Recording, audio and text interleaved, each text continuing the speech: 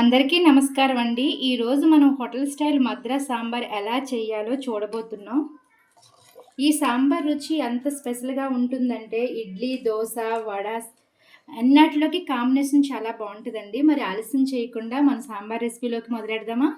1/2 table spoon మెంతులు, 1/2 tea spoon శనగపప్పు, 1 table spoon ఎండుమిర్చి 3, జీలకర్ర 1/2 టీ స్పూను, కొబ్బరి 1 టేబుల్ స్పూను, మినప్పప్పు 1 టీ స్పూను. సాంబార్ రెసిపీకి కావాల్సిన కాయగూరలు చూద్దామండి. వంకాయ, బెండకాయ, క్యారెట్, టమాటా, బెల్లము, మునక్కాయ, ఉల్లిపాయ, చింతపండు, కొత్తిమీర, కరివేపాకు, ధనియాలు, ఎండుమిర్చి. మీకు చెప్పిన ఇంగ్రీడియంట్స్ అన్నీ నూనెలో కొంచెం ఎర్రగా వేగాలండి.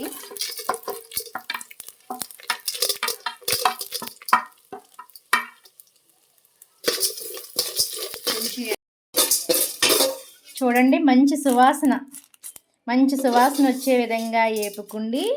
అప్పుడు మనం బ్లెండ్ చేసుకోవాలి. కొంచెం వాటర్ పోసుకోండి.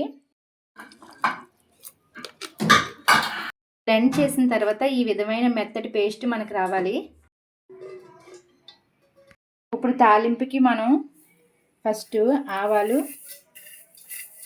జీలకర్ర, ఎల్లుల్లిపాయలు, కరివేపాకు,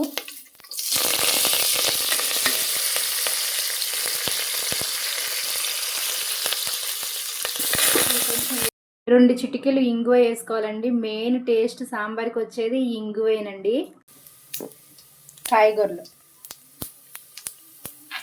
కాయగూరలండి, ఉల్లిపాయ, వంకాయ, బెండకాయ,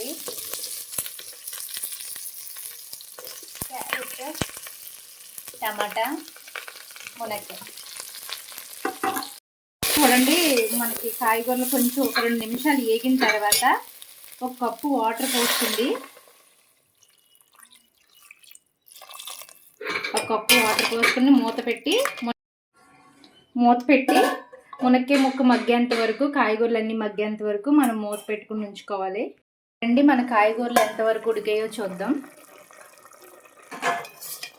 చూడండి, మనకి మెయిన్ మొత్తం కాయగూరలన్నీ ఉడికిపోతాయి, కానీ ఒక్క మునక్కాయ మాత్రం కొంచెం టైం పడుతుంది. అదే మనకు ఉడకాలి. మునక్కాయ మెత్తగా ఉడికిందండి. ఇప్పుడు మనం ఒక 50 గ్రాముల చింతపండు గుజ్జు రసం తీసుకుండి పోస్తున్నానండి. ఉప్పు అండి, ఒక 2 స్పూన్లు ఉప్పు పడుతుంది. ఒక 2 టేబుల్ స్పూన్లు పడుతుంది ఉప్పు. 1/2 టీ స్పూన్ పసుపు, కారం 2 స్పూన్లు. మనం కారం, పసుపు, చింతపండు రసం, ఉప్పు అన్నీ వేసుకున్నాం కదా. ఇప్పుడు మనం ఇది 2 పొంగులన్నా వచ్చేంత వరకు మరిగిద్దాం. ఎందుకంటే చింతపండు రసం ఎంత మరిగితే మనకి సాంబార్ అంత టేస్ట్గా ఉంటుందండి. చూద్దాం రండి, మరుగుతుంది. ఇప్పుడు మనం ఏం చేయాలంటే మనం తయారు చేసి పెట్టుకున్న మెత్తటి పేస్ట్, మీకు అన్ని ఇంగ్రీడియంట్స్ చెప్పాను కదా. ఇప్పుడు ఇది పేస్ట్ మొత్తం వేసేయాలండి. ఇందులో కందిపప్పు ఉడికించి వేస్తున్నానండి. 1 కప్పు బెల్లం, ఒక 2 టేబుల్ స్పూన్ బెల్లం వేయాలండి.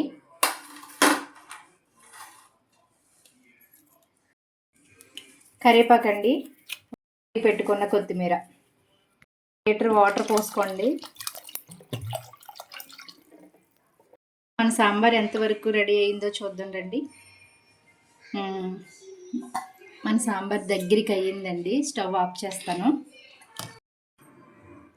మన సాంబార్ ఎంత రుచిగా ఉందో నేను టేస్ట్ చేసి చెప్తాను మీకు. వేడిగా మన సాంబార్ రెసిపీతో నేను రైస్ టేస్ట్ చేసి చెప్తానండి మీకు ఎలా ఉందో. అబ్బబ్బబ్బబ్బా, చాలా టేస్ట్గా ఉందండి.